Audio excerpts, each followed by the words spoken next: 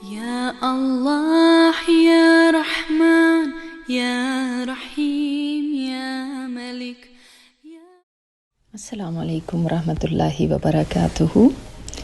ہمارے دین میں جس قسم کے جھوٹ بولنے کی اجازت ہے ان میں ایک تو آپ جانتے ہیں اور سب کو علم ہے کہ دو لوگوں میں صلح کرانے کے لیے آپ جھوٹ بھی بول سکتے ہیں. آپ کہہ سکتے ہیں کہ فلاں آپ کے بارے میں یہ اچھی بات کر رہا تھا، یا فلاں تو آپ کی بہت تعریف کر رہا تھا، یا فلاں تو آپ سے بہت صلح کرنا چاہتا ہے، چاہے اس نے ایسا کچھ بھی ظاہر نہ کیا ہو، مگر اس معاملے میں جھوٹ کی اجازت ہے. دوسرا جھوٹ وہ ہے کہ جو آدمی اپنی بیوی سے محبت بڑھانے کے لیے بول سکتا ہے.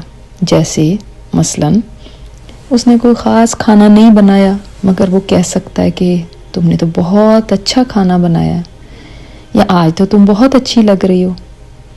اسی طرح بیوی بھی شوہر سے محبت بڑھانے کے لیے اس کی تعریف میں جھوٹ بول سکتی ہے کہ آپ اتنے اچھے ہیں کہ آپ جیسا میں نے کوئی نہیں دیکھا جو اتنا خیال کرنے والا ہو، یا آپ انتہائی بہادر ہیں، یا میں دنیا میں آپ سے سب سے زیادہ محبت کرتی ہوں، خواہ ایسا نہ بھی ہو.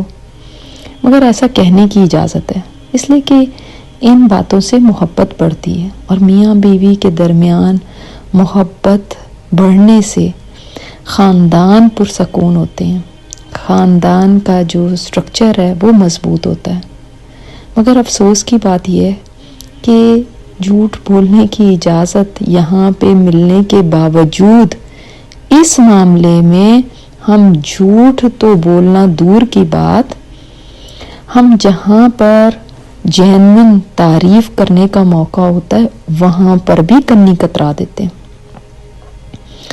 اور جہاں ہم جھوٹ بول کے اپنے تعلقات بہتر کر سکتے ہیں وہاں ہم سب سے زیادہ کوتاہی کرتے ہیں کہ کہیں ایسا نہ ہو دوسرا ہمارے سر پہ چڑھ جائے، کہیں وہ پھول نہ جائے، ارے چھوڑو کیا ضرورت ہے، دماغ خراب ہو جائے گا.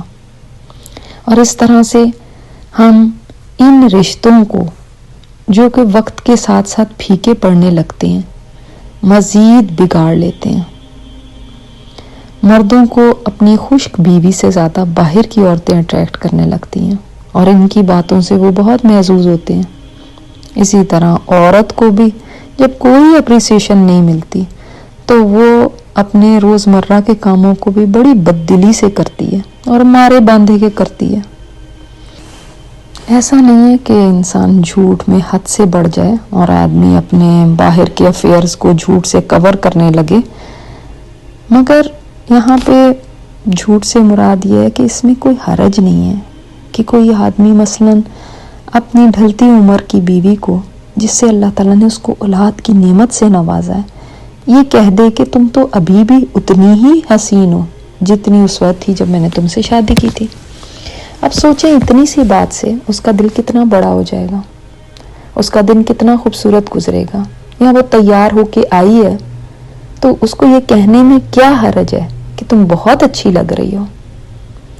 اسی طرح اس میں کیا جاتا ہے اگر ایک عورت اپنے شوہر سے کہہ دے کہ آپ ہمارے لیے وہ کچھ کرتے ہیں جو کم ہی کوئی کر سکتا ہے، آپ ہمارا کتنا خیال رکھتے ہیں. ایسے آدمی کا حوصلہ کتنا بڑھ جائے گا، اس گھر کا ماحول کس قدر خوشگوار ہوگا، اور دونوں کے مزاج اچھے ہونے کی وجہ سے ان کے بچوں پر کتنا مثبت اثر ہوگا. لہٰذا آج سے ایک کام کیجیے، آج سے دوسرے کی چھوٹی چھوٹی کمیوں کو گن گن کے رکھنا، انہیں کو بار بار مینشن کیے جانا، انہیں غلطیوں کے تانے دیتے رہنا، یہ چھوڑ دیجیے. کیا آج تک اس سے کوئی فائدہ ہوا آپ کو؟ نہیں نا. تو کیوں پھر اپنا بھی خون جلاتے ہیں اور دوسرے کو بھی ڈھیٹ کرتے ہیں، دوسرے کو بھی برا بناتے ہیں. آج سے اس کے الٹ کر کے دیکھیں، آزما کے دیکھیے، انشاءاللہ اس کے نتائج بہت اچھے ہوں گے. اللہ تعالیٰ ہم سب کے گھروں کو پرسکون بنا دے اور میاں بیوی کو آپس میں ایک دوسرے کا لباس بنا دے. السلام علیکم ورحمۃ اللہ وبرکاتہ۔ یہ اسپیکر استاذہ نجیحہ ہاشمی ہے۔ ان کی مزید آڈیو سننے کے لیے لاگ ان کریں الرحمہ.org پر ARRAHMA.org۔